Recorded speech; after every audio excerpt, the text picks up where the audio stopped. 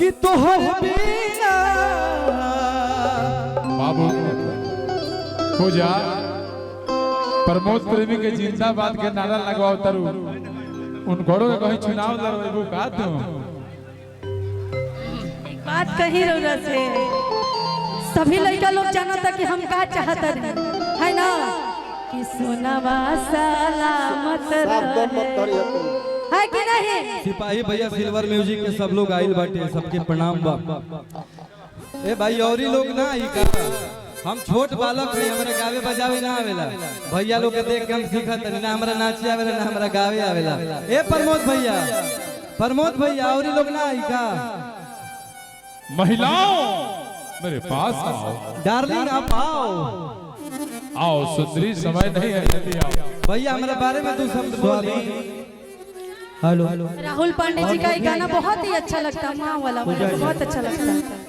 आज ये पूरे भारत में हमारे राहुल बाबा के लोग देखले बा और विनर बन के आइल बड़े और बहुत परीक्षा दे के जगह पर पहुंचल बड़े तिगरा खती आपसे ताली से स्वागत कर दी और बाबा के बहुत बहुत दिल से धन्यवाद कि हमारे भतीजा के ये जन्मोत्सव में रवाई नहीं आपका हम आभारी बानी और बाबा रवत गुरुकुल हमारे ब्राह्मण बानी हमनी के पूजनीय बानी और छोटन मनीष मिश्रा जी के योगदान बा एकरा खातिर बहुत बहुत मिश्रा के बाद धन्यवाद। एकरा बाद हमर छोट भाई चंदन गाई ओकरा बाद हम गाई एगो जोरदार प्रमोद भैया के लिए ताली होके के चाहिए।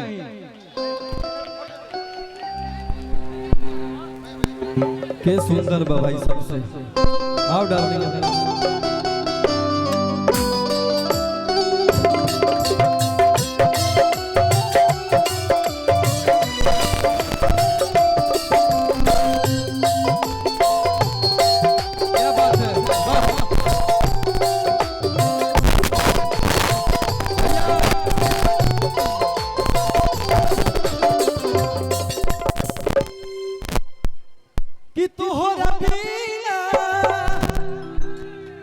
गाना गाई नु भैया कि खाना पीना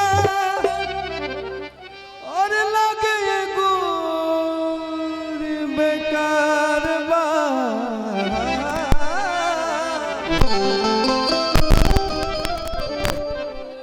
कि तोहरा बिना खाना पीना तोहरा बिना खाना पीना लगे गोरी बेकार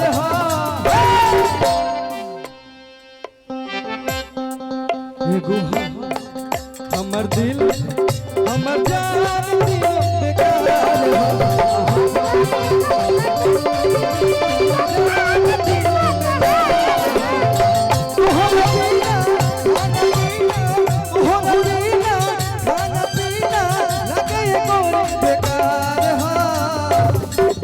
एगो हमर दिल हमर जान तीनों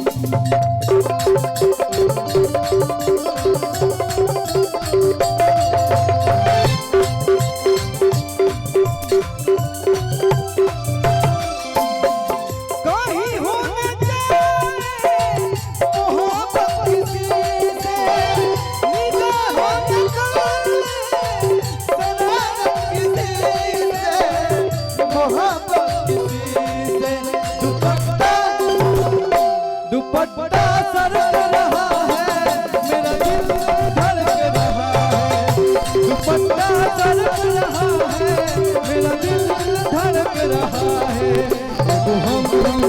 हमर दिल हमर जान तीनों तोहार एगो हमर दिल हमर जान तीनों तोहार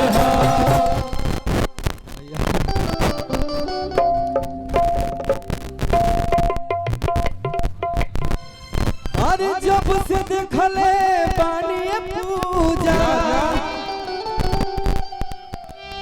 अरे मन न हमरो लागो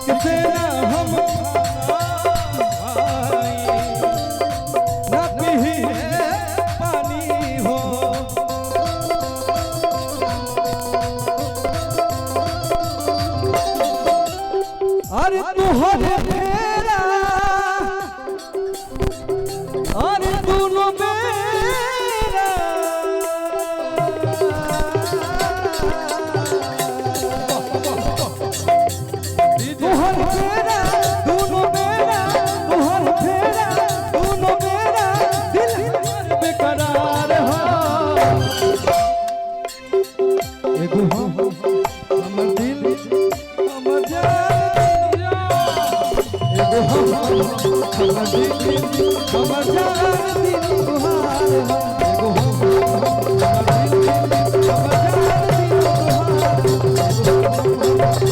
दिन तुहार। एगो जोरदार ताली बजा के आशीर्वाद दीजा। अच्छा लागल हनु? चलिए बहुत बहुत धन्यवाद। बहुत अब के गावत भैया चंदन यादव।